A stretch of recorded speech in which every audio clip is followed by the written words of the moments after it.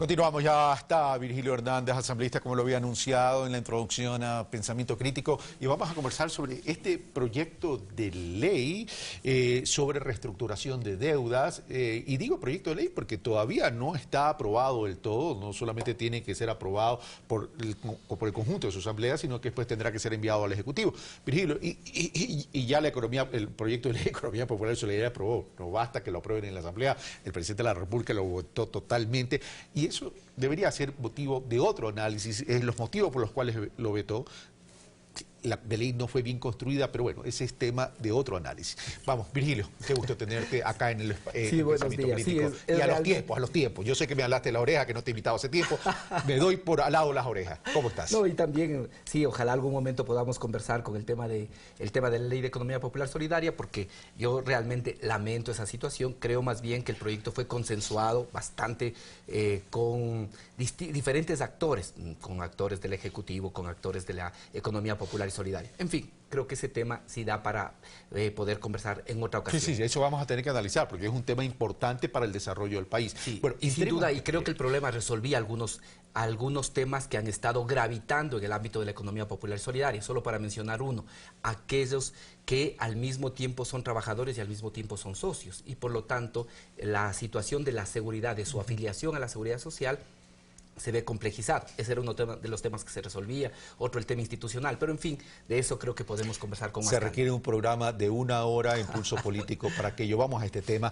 Tuve la oportunidad de recibir a María Elsa Viteri y a Cecilia Bozano, representantes de los deudores de buena fe, y una de sus principales preocupaciones es que si bien en este gobierno se les dio la apertura para resolver el tema, la ley que se había implementado o las normativas que se habían implementado, su aplicación no había sido bien interpretada ni ejecutada sobre todo por el Banco Central del Ecuador. Virgilio Hernández. Sí, a ver, creo que la ley del 2014 cumplió un papel, estableció y permitió que se liquiden las deudas de los pequeños deudores, también permitió que se resuelva el problema de los bienes, permitió a más de 500 personas que puedan recalcular sus operaciones que habían y que siguen siendo para muchos un calvario de más de 20 años. No olvidemos que todos estos problemas son generados precisamente por la crisis financiera de 1999 y luego por el feriado bancario y la dolarización,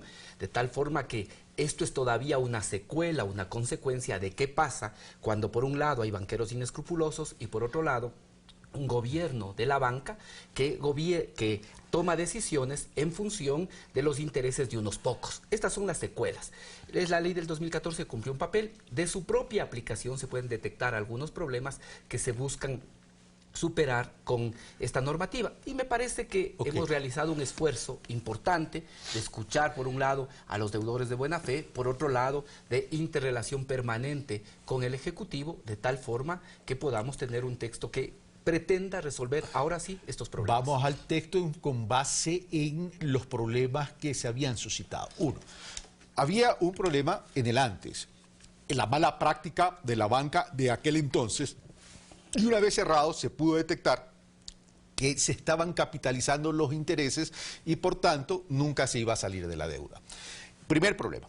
El segundo problema era la capacidad de pago de estos deudores de buena fe de la banca cerrada que querían honrar sus obligaciones, pero que por todo el trauma del sistema financiero de la banca cerrada no pudieron honrarlo. Por una sencilla razón. Cuando tú ibas a querer pagar, los intereses se seguían acumulando, se seguían acumulando, se seguían acumulando, se seguían acumulando y evidentemente la capacidad de pago iba disminuyendo. Es decir, mientras la deuda por la acumulación de los intereses iba creciendo, la capacidad de pago de los deudores de buena fe iba disminuyendo. Y el otro tema era básicamente los soportes contables de la banca cerrada, donde básicamente hacían asientos contables, pero no habían soportes que ni siquiera registraban abonos realizados por estos deudores de buena fe. Sí. Virgilio Hernández. A ver, ¿cómo hemos buscado resolver algunos de estos problemas? Lo primero que hacemos es permitir que los deudores puedan presentar nuevamente en el plazo de 90 días, aunque esto ya se hizo con la ley anterior, nuevos documentos probatorios. Además, se está incluyendo un elemento fundamental, que es precisamente esto de que en caso de duda se pueda actuar en lo que más favorezca al deudor no vinculado. Esta es una cosa importante. Eso es importantísimo. Esto es importantísimo. Para no beneficiar a los vivos. Exacto. Porque ¿qué es lo que pasa? ¿Cuál ha sido uno de los planteamientos principales de los deudores de buena fe? Que no se asuman los asientos contables como títulos ejecutivos. Pero ¿qué es lo que puede pasar con eso? Que nosotros sabemos qué es lo que pasó en estos años, entre el 99 y el 2007, sabemos lo que pasó. Muchas veces se pagaba, por ejemplo, para que desaparezcan los documentos.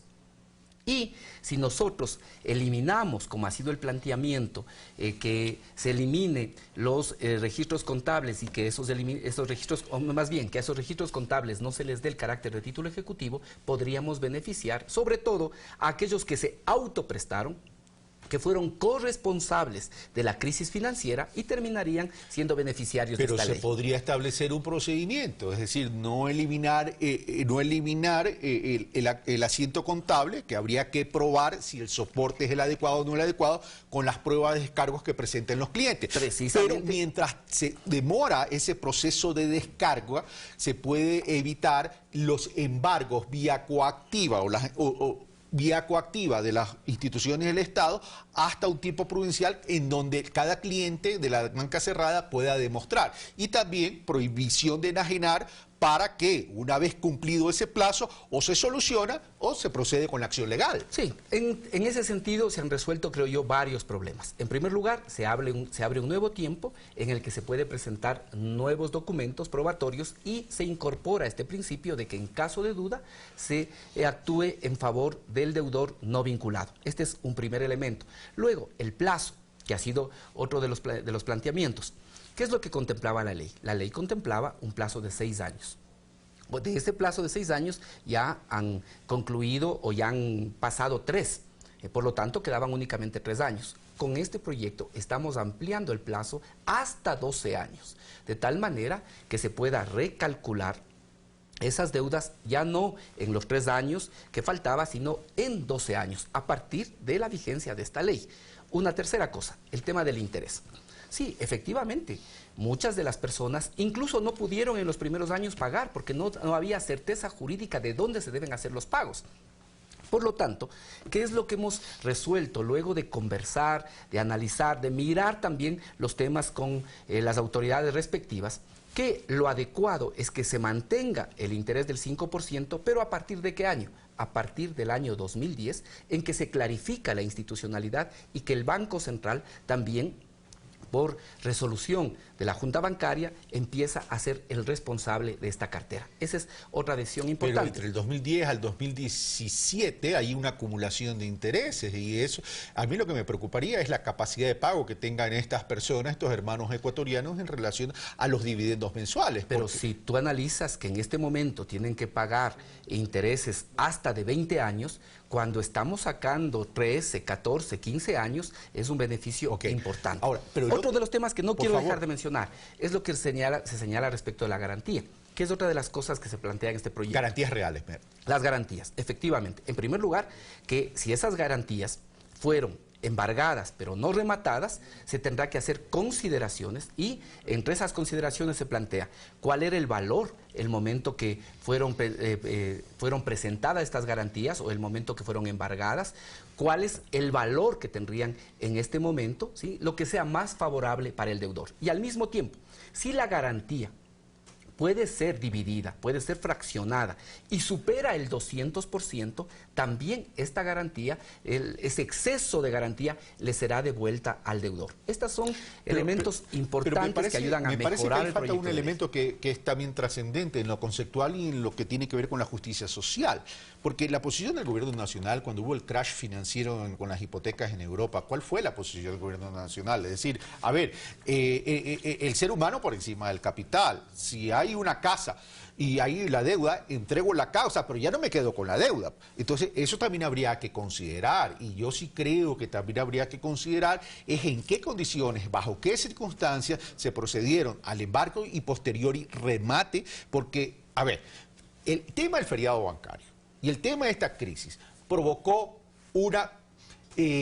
un sendero de violentación a la dignidad humana. Uno, primero por la incautación del dinero.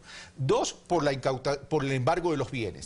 Tres, por el tema de los certificados de depósito programados. Y cuatro, por las operaciones de remate de bienes de gente inocente que se vio perjudicada por todo este proceso de feriado y salvataje posterior. Sí, y efectivamente esto se considera, de tal manera que si las garantías que se rindieron ya cubren el valor de la deuda, esa deuda queda, ya está pagada, y eso está claramente determinado en el proyecto de ley. Hemos considerado todos estos elementos, incluso aquellas operaciones que se hicieron en VCs, también se plantea que se recalculen. VCs. Sí, pero es que hay, Qué todos bárbaro, estos sí, casos claro, existen, tanto ¿no? tiempo. Sí, y obviamente no dejamos de mirar, y eso también se contempla en el proyecto, la responsabilidad que puede haber habido de administradores y sobre todo de liquidadores. Este es un elemento importante, porque efectivamente ahí mucho abuso. Existió abuso. Mucho Abuso, y ese abuso benefició a alguien. De tal manera que, creo yo, hemos realizado un trabajo importante, tanto así que el proyecto fue aprobado por unanimidad y con aplausos de los colectivos. El problema es que tenemos que entender aquí que hay una afectación al ser humano, porque hay un lucro cesante de parte también, y no lo quiero poner en números, pero lo que pasa es que esto tiene una afectación social. El lucro cesante tiene una afectación social. Esta gente no podía insertarse. Y perdón, llamar gente tan, de pronto el término sonó duro, estas personas, estos hermanos ecuatorianos, no podían insertarse en el mercado laboral porque resulta que eran deudores de la banca cerrada, porque estaban en la central de riesgo, entonces no han existido mecanismos de reivindicación y de reinserción de estas personas y se les quiere cobrar la deuda, pero tampoco se les permite generar ingresos. Sí, efectivamente, como señalan los propios deudores, hasta antes del 2013, en que se consideraron estos aspectos para que puedan ser tratados en una ley, prácticamente estaban invisibilizados y se pasaba por alto la situación de estas personas. Con la ley del 2013 empieza un proceso de reestructuración. Ahora hemos detectado algunos de estos problemas que ha llevado que incluso muchas personas que reestructuraron sus deudas después no puedan cumplir con las mismas. Por eso, este proyecto lo que hace ahora es ampliar los plazos. También en la práctica disminuye el interés, porque si antes pagaban interés por más de 15, 20 años y ahora lo van a hacer por 7, ese interés ha sido reducido. Ya no será del 5%, en la práctica ese interés estará en torno al 2%, ¿no? De tal manera que hay cambios sustanciales y aún el día de hoy, por ejemplo, voy a seguir teniendo reuniones para ver si es necesario realizar ajustes que permitan ir resolviendo problemas concretos. Los vamos a incluir y los plantearemos para que sean considerados en el debate final. Hemos analizado también algunos temas relacionados con operaciones de leasing, de arrendamiento mercantil, y cómo lograr superar efectivamente para que estas que fueron inicialmente contratadas como operaciones de arrendamiento mercantil, ahora se conviertan en operaciones de cartera y por lo tanto esas personas también puedan acogerse tanto a los beneficios que se establecieron en la ley del 2014 como a los que se prevén en esta ley. Fue la construcción de un verdadero laberinto el tema de la crisis bancaria en el año 99. Sí, y creo que eso es importante tener en la memoria. Eso es importante tener en la memoria, porque no solo que fueron pulverizados los ahorros de todos los ecuatorianos, más de 1 millón de personas salieron del país. El 3 impacto, millones, para ser exacto. Sí, exactamente. El impacto para la economía del país no solo es lo que el Estado perdió, que está calculado en más de 8.000 millones. Es lo que perdió el aparato productivo, que se dice que son otros 8.000 millones. Es lo que perdimos los ahorristas cuando se pulverizaron los ahorros, que es otros 4.000 millones. Le costó al Ecuador 20.000 millones. Eso es importante tener presente en la memoria para que todos sepamos cómo actúa un gobierno que está en beneficio de la banca, que está compuesto por banqueros, que pierde el interés público en función de intereses particulares. Porque hay un elemento conceptual básico y es el conflicto de interés entre lo que es beneficioso para la sociedad y lo que es beneficioso para un pequeño grupo. ¿Cuántas familias están incursas en este tema de los deudores de buena fe de la banca cerrada? A ver, ahora esto permitiría el recálculo de más o menos de 500 operaciones, pero estamos también haciendo otro cambio importante. Ya no solo a aquellas personas que pidan acogerse a la ley, sino en general la ley será para todos y si es que desean entrar en el proceso de reestructuración, esto tendrán que firmar un convenio. Yo con esto creo que se puede ampliar efectivamente el número de personas, dejando afuera a los más de 3.000 deudores vinculados, cuya deuda con el Estado sigue siendo En este momento superior a los 4.000 millones. El proyecto también tiene además lo relacionado con el Banco de Fomento que está en proceso de liquidación. Aquí también se han hecho importantes cambios en lo que se relaciona con el Banco Nacional de Fomento. En este momento se permite la reestructuración prácticamente de toda la cartera que está en el Banco Nacional de Fomento en liquidación. Ahí estamos hablando de más de 31.000 personas, ya no solo de los sectores agrícola, ganadero y pescadores artesanales, sino de todos los sectores. El plazo se establece que puede ser hasta de 10 años, obviamente dependiendo de en qué tiempo fueron otorgados inicialmente los créditos. De tal manera que este proyecto en ese sentido también tiene una profunda visión social y se ha hecho todo lo posible para recoger también el punto de vista de los deudores del Banco Nacional de Fomento en proceso de liquidación. Virgilio Hernández, muchas gracias Siempre por estar con nosotros. Bueno, insumos, las conclusiones las sacan ustedes, pero yo solamente termino rapidito, Chiqui, termino rapidito. A ver, el tema de la crisis bancaria, quieran llamarla feriado, crisis, lo que sucedió, fue algo que se fue tejiendo. Se construyó, se dio y se perjudicó al Estado. Pero quiero que entendamos algo, a los ciudadanos que formamos miembros de ese Estado. Hay un juicio todavía de por medio, que es el famoso vuelto. Es decir, banqueros que pretenden todavía que el Estado les devuelva dinero por concepto de un vuelto porque dicen que fueron los bienes subvalorados. Ese es un escenario. El otro escenario es este, el de ciudadanos como usted, como yo, que quieren honrar sus obligaciones, pero producto de este laberinto jurídico financiero que se creó previo al crash financiero de 1999, fueron perjudicados. ¿El ser humano está por encima del capital?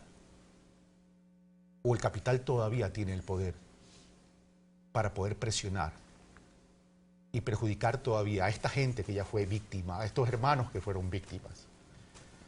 Yo creo que esto va más allá de una campaña política, va más allá de la conceptualización de las ideologías. Esto tiene que ver con humanidad. Y son ustedes los que tienen que decidir en términos qué es lo que pasó, qué puede pasar y hacia dónde debe ir el Ecuador. Yo sé que estos comentarios a algunos no les gustan, pero es mi obligación moral y ética trasladarlo, porque el que pierde la memoria, pierde la vida. Esto fue Pensamiento Crítico, soy Carlos Rabascal. Gracias.